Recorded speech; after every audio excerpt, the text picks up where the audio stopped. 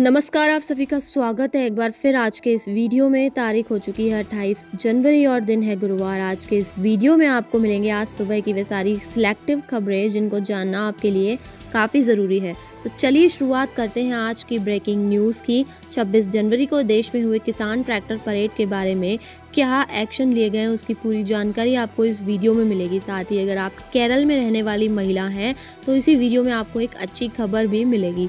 साथ ही अगर आप बॉलीवुड की चटपटी खबरें देखना पसंद करते हैं तो आपको यह भी पता चलेगा कि कहीं आपकी पसंदीदा फिल्म को बैन करने के प्लान तो नहीं बनाए जा रहे हैं। साथ ही आज का मुख्य पॉलिटिकल मुद्दा किसान रैली का है, तो उस पर सियासत क्या चल रही है। साथ ही अगर आप ये जानना चाहते हैं कि केंद्र सरकार और राज्य सरकार किस तरीके से पेट्रोल के दाम बढ़ाते हैं तो इस वीडियो को अंत तक देखना बिल्कुल भी ना भूलिए। तो चलिए शुरुआत करते हैं आज की ब्रेकिंग न्यूज़ की। किसान रैली के बारे में बात करें तो ट्रैक्टर रैली के दौरान दिल्ली में हुई हिंसा पर पुलिस की कार्रवाई के बाद सियासत शुरू हो गई है। कांग्रेस ने बुधवार को कहा कि हिंसा के लिए गृह मंत्री अमित शाह जिम्मेदार है, उन्हें तत्काल बर्खास्त किया जाना चाहिए। उसके बाद भाजपा ने कहा कि जो लोग चुनाव में हार गए वे मिलकर देश का माहौल बिगाड़ने की कोशिश कर रहे हैं। कांग्रेस नेता राहुल गांधी सिर्फ किसानों के साथ ही नहीं थे बल्कि उन्हें उकसा भी रहे थे। दिल्ली में किसानों की ट्रैक्टर परेड के दौरान हुई हिंसा पर पुलिस ने बुधवार को डिटेल में जानकारियां साझा की। Delhi police commissioner SN Srivastava शाम करीब 8:15 बजे मीडिया के सामने आए और हिंसा का जिम्मेदार किसान नेताओं को ठहराया। उन्होंने कहा कि किसान नेताओं ने वादा तोड़ा, भड़काऊ भाषण दिए और इसी वजह से हिंसा हुई। पुलिस कमिश्नर ने कहा कि हमारे पास वीडियो फुटेज है, इंटेलिजेंसी की जानकारियां हैं और सभी की जांच चल रही है। उन्होंने कहा कि जो भी हिंसा का जिम्मेदार पाया गया उसे बख्शेंगे नहीं।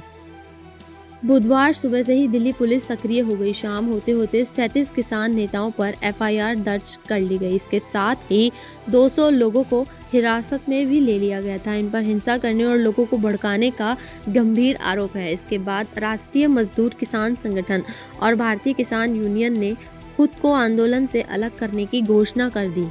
अगर आप सिनेमाघर और स्विमिंग पूल खुलने का कई दिनों से इंतजार कर रहे थे तो लगता है अब आपका इंतजार खत्म होने को है। गृह मंत्रालय ने बुधवार को कोरोना पर नई गाइडलाइंस जारी कर दी हैं। सरकार ने कहा है कि अब सिनेमा हॉल और थिएटर ज़्यादा सीटिंग कैपेसिटी के साथ खोले जा सकते हैं। इससे पहले इन्हें 50% कैपेसिटी के साथ ही खोला जा सकता था। इसके अलावा स्विमिंग पूल में अब सभी को जाने की इजाज़त होगी। इससे पहले केवल खिलाड़ियों को ही इसके इस्तेमाल की इजाज़त दी गई थी। ये गाइडलाइन 1 से 28 फरवरी तक प्रभावी रहेगी। चलिए अब बात करते हैं कोरोना वैक्सीन की। भारत में कोरोना से जूझ रही दुनिया के लिए वैक्सीन की मदद भेजना शुरू कर दिया है। नेपाल, बांग्लादेश, भूटान जैसे देशों के बाद भारत अब श्रीलंका को कोरोना वैक्सीन कोविशील्ड के 5 लाख डोज गिफ्ट करेगा। यह कंसाइनमेंट बुधवार को कोलंबो पहुंच जाएगा। भारत अपने अभियान वैक्सीन मैत्री के तहत वैक्सीन भेज रहा है। और उसी के साथ जम्मू कश्मीर से एक दुखद खबर सामने आई है। जम्मू कश्मीर के कुलगाम में बुधवार को आतंकियों ने सुरक्षा बलों के चेक पोस्ट पर ग्रेनेड से हमला कर दिया। इसमें एक जवान शहीद हो गया, 3 जवान घायल हैं। तीनों को इलाज के लिए आर्मी के बेस अस्पताल में भर्ती कराया गया है। संसद की कैंटीन में अब हैदराबादी चिकन बिरयानी के स्वाद के लिए सांसदों को 65 रुपए की जगह 100 रुपए चुकाने होंगे। 20 रुपए का जूस 60 रुपए में मिलेगा। दरअसल लोकसभा सचिवालय ने कैंटीन की नई रेट लिस्ट जारी कर दी है। इसके तहत सबसे सस्ती रोटी होगी जो 3 रुपए में मिलेगी। कैंटीन के रेट में 30% से 50% तक इजाफा हुआ है। अब यहाँ वेज खाना 100 रुपए में मिलेगा जो पहले करीब 60 रुपए में मिलता है। ये खबर सुनकर आप सभी को भारत के वायुसेना पर गर्व होगा। चीन से जारी तनाव के बीच फ्रांस से 3 और राफेल विमान भारत पहुंच गए।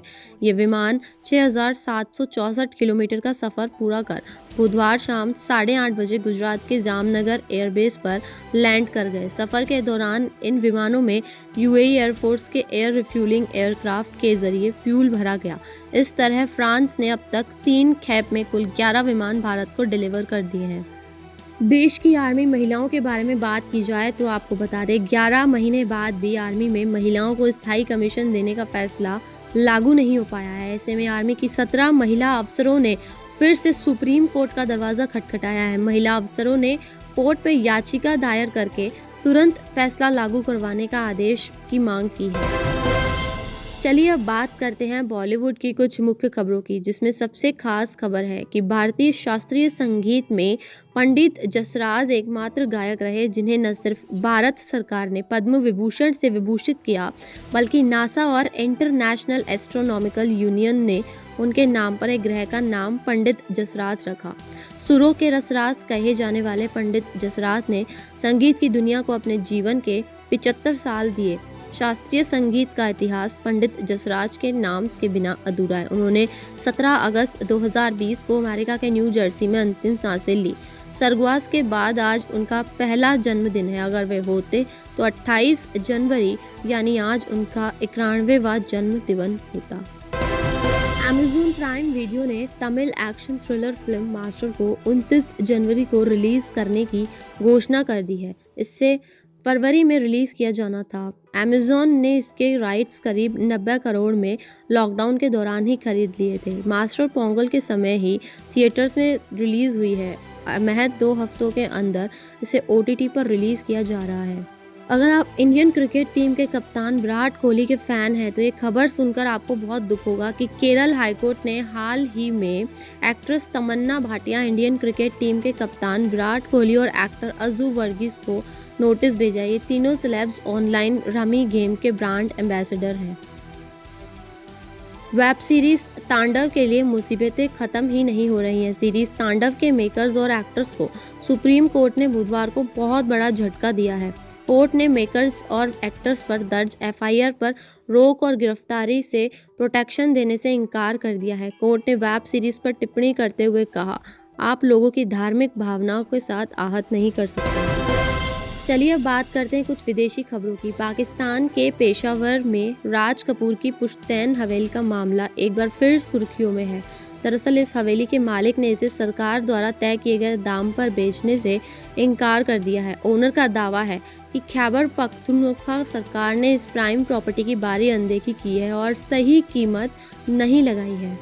चलिए बात करते हैं अमेरिका की कुछ टॉप खबरों की। अमेरिका रोग नियंत्रण और रोकथाम केंद्र के डेटा के मुताबिक देश की 4% श्वेत आबादी को टीका लगा चुका है। यह संख्या अश्वेतों के मुकाबले 2.3 गुना ज़्यादा है। दुनिया में कोरोना संक्रमितों की संख्या 10 करोड़ पार हो गई है। सबसे संक्रमित अमेरिका में हालात अभी चिंताजनक बने हुए हैं।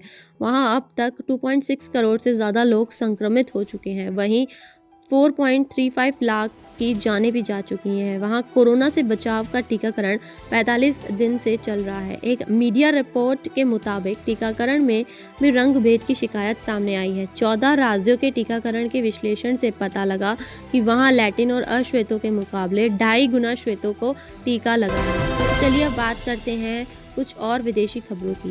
पाकिस्तान ने अपनी ही खुफिया एजेंसी इंटर सर्विसेज इंटेलिजेंस के प्रमुख रहे retired lieutenant general Asad Durrani को भारत का जासूस बताया है। पाकिस्तानी रक्षा मंत्रालय ने लिखित जवाब में इस्लामाबाद हाई कोर्ट से दुरानी का नाम एग्जिट कंट्रोल लिस्ट से न हटाने का आग्रह किया है। अमेरिकी कांग्रेस के उच्च सदन सीनेट ने पूर्व राष्ट्रपति डोनाल्ड ट्रंप पर महाभियोग की प्रक्रिया को असंवैधानिक करार दिए जाने के प्रस्ताव को मंगलवार को खारिज कर दिया। रिपब्लिकन सदस्य रैंड पॉल ने इस संबंध में सीनेट में एक प्रस्ताव पेश किया था। इस प्रस्ताव पर मतदान हुआ और उसे सीनेट में 55 से 45 के अंतर से खारिज कर दिया। हालांकि इस वोटिंग से इस बात के संकेत मिलते हैं कि ट्रंप महाभियोग की प्रक्रिया से अब मुक्त हो जाएंगे। चीनी कंपनी बाइटडांस ने भारत से अपना कारोबार समेटने का ऐलान कर दिया है। कंपनी ने शॉर्ट वीडियो ऐप टिकटॉक पर भारत में जारी बैन को देखते हुए यह ऐलान किया है। टिकटॉक की ग्लोबल अंतरिम हेड वेनेसा पपास और ग्लोबल बिजनेस सॉल्यूशंस के वाइस प्रेसिडेंट ब्लैक चैंडली ने ईमेल के जरिए कर्मचारियों को इस बात की जानकारी दी है। बैन से पहले भारत में टिकटॉक के 20 करोड़ से ज़्यादा यूजर्स थे। बिजनेस वर्ल्ड की तरफ ध्यान दें तो आपको बता दें, प्रवर्तन निदेशालय ने मुंबई के ओमकार ग्रुप बिल्डर के चेयरमैन और प्रबंध निदेशक को गिरफ्तार कर लिया है। ये गिरफ्तारी 22,000 करोड़ रुपए के घोटाले के मामले में हुई है। जानकारी के मुताबिक ओमकार ग्रुप ने तमाम बैंकों से हजारों करोड़ रुपए का कर्ज लिया है। इसमें 450 करोड़ का कर्ज यस बैंक का है। देश में सेंसेक्स मार्केट का हाल ही काफ़ी बुरा नज़र आ रहा है। बजट से पहले बाजार लगातार चौथे दिन भारी गिरावट के साथ बंद हुआ। इसमें इंडसइंड बैंक और टाइटन के शेयर सबसे ज़्यादा की गिरावट से बंद हुए। ओवरऑल मार्केट की गिरावट में बैंकिंग और मेटल शेयर आगे रहे। इससे पहले बाजार में लगातार 4 दिन गिरावट पिछले साल सितंबर में देखने को मिली थी।